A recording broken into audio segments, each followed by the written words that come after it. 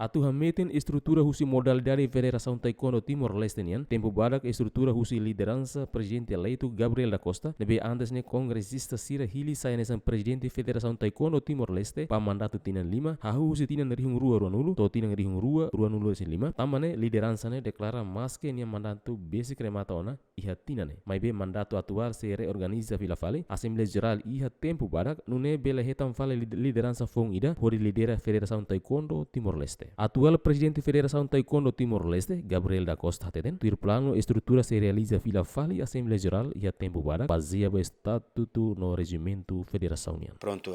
kona ba mandato, ba amine mandato, e a tina ainda nem hotu, e presente baseia ba itane regimento, baseia ba estatuto, presente mas se preside Assembleia Geral e se forma comissão.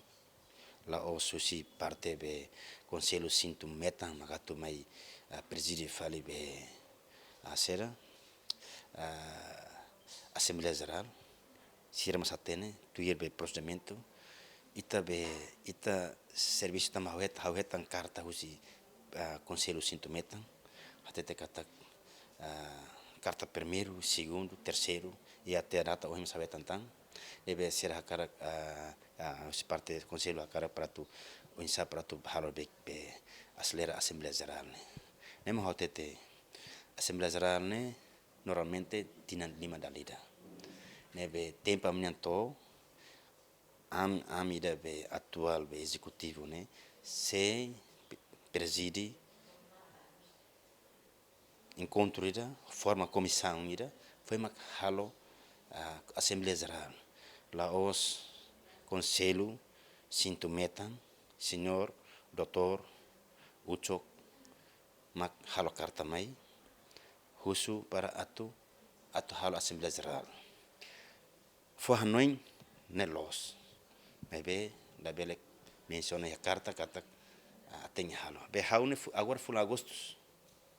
sela não sama tem exigência na be hau tem be halo na Assembleia Geral nebe ema de hankar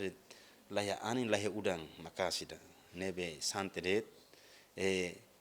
demokrasi masne sema aberat mai tur faratu leader taekwondo ne maide welcome tam itane los be tempo de monarquia be itakar itamatu ukunde tukun lai tempo ne demokrasi ne be hototun ia liberdade atu preparar para competir manan